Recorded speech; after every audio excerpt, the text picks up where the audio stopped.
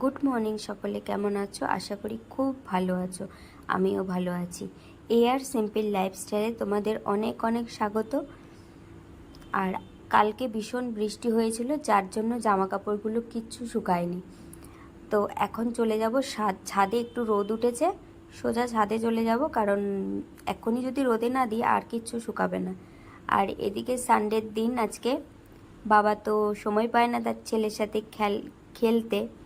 তো আজকে একটু সে খেলছে, আমি বললাম ঠিক আছে তুমি খেলো, আমি আর দিদিতে মিলে কাজগুলো সেরে আসি। ছাদে চলে গেলাম, দিদি মেলছিল, তো আমি বললাম যে দে আমি মেলে দিই, কারণ দিদি আসলে ভীষণ কাজ করে, অনেক কাজ করে, ভীষণই আমাকে হেল্প করে। কালকে তো এগুলো কিছুটা শুকিয়ে গেছে, জলটা তো টেনে গেছে, আজকে একটু রোদ আছে তো ফটাফট হয়তো শুকিয়ে যাবে যদি বৃষ্টিটা না আসে। এদিকে পুরো ছাদ ভর্তি করে জামা কাপড় দিয়ে দিচ্ছি। সব জামা কাপড় ধরবে না ছাদে, এত জামা কাপড় কালকে কাচা হয়েছে, তো বাকিটা নিচে গিয়ে দেব। আর দেখো আকাশটা কত সুন্দর লাগছে।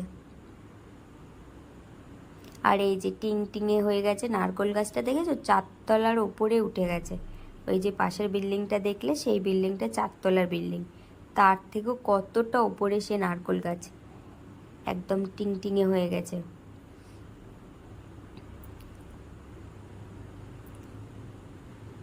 আর তারপরে নিচে চলে আসলাম, এসে বাবুর বাকি জামাগুলো এখানে মেলে দিচ্ছি। এ পাশে একটা বারান্দা আছে, তো সেখানে এগুলো মেলে দিচ্ছি। তো পুচকু সোনা যেহেতু তার পাপার কোলে আছে, সেজন্য ভাবলাম না, বিছানাটা তো এখন খালি আছে, আমি তাহলে এই ফাঁকে বিছানাটা তুলে ফেলি। বিছানাটা গুছিয়ে রাখলে বেশ ভালোই লাগে দেখতে। তো বিছানা কমপ্লিট করে, তার পুচকু সোনার বিছানাটা তো করে রাখতে হবে, তাকে শুইয়ে দেবে, ঘুমাবে সে। সোনার বিছানা করা হয়ে গেছে। আর এইদিকে আমার দিদি ঘরে ঝাড়ু লাগিয়ে দিয়েছে। দিদি আসলে আমার অনেক কটা কাজ কমে যায়। ও পুরো আমার মায়ের জায়গাটা নেয়। মা সারাদিন অনেক কাজ করে, কিন্তু সব কাজ করে উঠতে পারে না। আর এদিকে দিদি ডিমের অমলেট করছিল, আর আমি এদিকে সিমইয়ের একটু পায়েস বানাবো বলে রেডি হচ্ছিলাম। ততক্ষণে ছেলে আবার কান্না শুরু করেছে, তো ওকে খাইয়ে আমি আবার এদিকে চলে আসলাম। তো আমি আর বানাতে পারলাম না সিমইটা, দিদি হয়তো বানিয়ে ফেলেছে এতক্ষণে। আর এদিকে ওকে খাইয়ে ভাবলাম ও ঘুমিয়ে না পড়ার আগে আমি ওকে স্নান করিয়ে দিই, কারণ আমি আবার একটু বেরোবো, কাস্টমারের বাড়িতে যাব।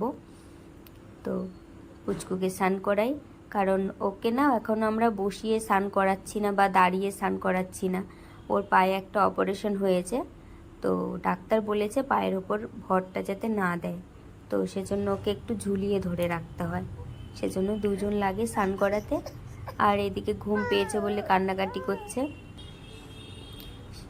কান্নাকাটি করতে করতে ঘুমিয়ে পড়েছে। আমি একটু সাজুগুজু করিয়ে দিচ্ছি, তারপরে আমি বেরোবো। ঘুমিয়ে পড়েছে একদিকে, ভালো হয়েছে, আমার একটু বেরোতে সুবিধা হবে, তাড়াতাড়ি করে আমি বেরোতে পারবো। এরকম পাতলা সুতির জামা ছাড়া তাকে পরানো যাবে না, গেঞ্জির জামাটা আমাকে পরানো যাবে না। খুব কম সময়, একটু যখন ওয়েদারটা ঠান্ডা ঠান্ডা থাকে তখন পরাই। আর এই যে আমি যথারীতি রেডি হয়ে পড়েছি বেরোনোর জন্য। আর এদিকে মাসি আর আমার পুত্র মিলে খেলছে না, সরি আমার কথাগুলো সব তুতলে যাচ্ছে, ঘুমাচ্ছে। আমি বেরিয়ে পড়লাম, কারণ একটু টেনশানে রয়েছি। আমার সোনা বাবার অনেক কিছু প্রবলেম আছে মাথার মধ্যে, সারাক্ষণ সেগুলো ঘুরতে থাকে।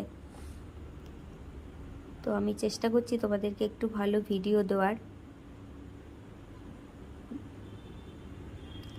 আর এদিকে বেরিয়ে পড়লাম।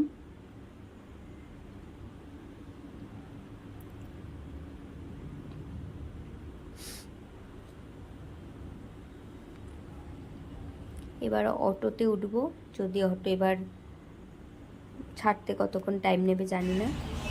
অটোতে উঠে তারপরে এবার যাব। অটোতে বেশি টাইম লাগেনি, আমি চলে এসেছি বাস স্ট্যান্ডে।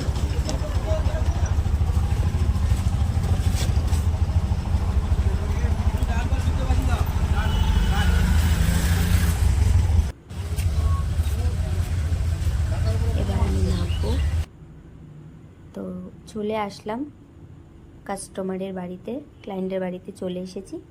এসে ওনাকে রেডি করে ওনার হেয়ার কাট করানো হয়ে গেছে। আর এই হেয়ার কাটটা তোমাদের ভালো লাগছে কিনা আমাকে জানিও। ওনার ভীষণ পছন্দ, তো উনি চাইনি যে ওনার ফ্রন্টটা আমি দেখাই, ব্যাক পোর্শনটা উনি বললো যে ব্যাক পোর্শনটা তুমি ভিডিও নিতে পারো, সামনে আমি ভিডিও, ঠিক আছে কোনো প্রবলেম নেই। তো চলে আসছি, হয়ে গেছে আমার কাজ আজকের মতো। এবার যত তাড়াতাড়ি বাড়ি যেতে পারবো, দেখি কত তাড়াতাড়ি যেতে পারি, কারণ রবিবার দিন দেখো রাস্তাঘাট পুরো ফাঁকা, কোনো গাড়ি ঘোড়া চলছে না, শান্ত পরিবেশ পুরো। এখন এই 11টা মতো বাজে। ছেলেকে সকাল সকাল সব স্নান টান করিয়ে দিয়েছি।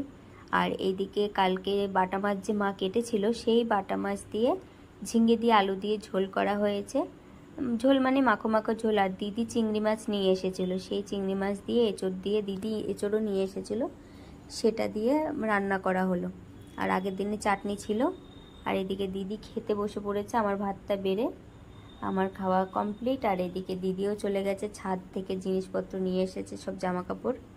আমি দিদিকে বলছি তুই আনলি কেন, আমি তো আনতে যেতাম, ও হাসছে। আর তারপরেই রাত হয়ে গেল, এখন 8টা মতো বাজে। তোমাদের দাদা মাসের জিনিস নিয়ে আসলো। আর এদিকে পুচকু শোনার জন্য তার মাসি বালিশ এনেছে, একটু বড় বড় ইচ্ছে করে আনা হয়েছে, তাহলে আর পরে কয়দিন পরে আবার ভেঙে নতুন করে করতে হবে না, একবারেই হয়ে গেছে। আর তারপরে রাত্রেবেলা বললাম একটু ছেলেকে খাইয়ে দাও, তো সে খাইয়ে দিচ্ছে। আর এইদিকে লতি কাটছে মা, লতি বললাম কেটে রাখো, কারণ কেটে রান্না করতে অনেক টাইম লেগে যায়। আর এদিকে জামাইও শাশুড়িকে একটু হেল্প করছে। যাই হোক, আমাদের ভিডিও যদি তোমাদের ভালো লাগে লাইক কমেন্ট শেয়ার করে দিও, চ্যানেলটাকে সাবস্ক্রাইব করে আমার পাশে থেকো। আমার সোনাকে অনেক অনেক আশীর্বাদ করো তোমরা, যাতে ও জীবনে অনেক বড় হতে পারে।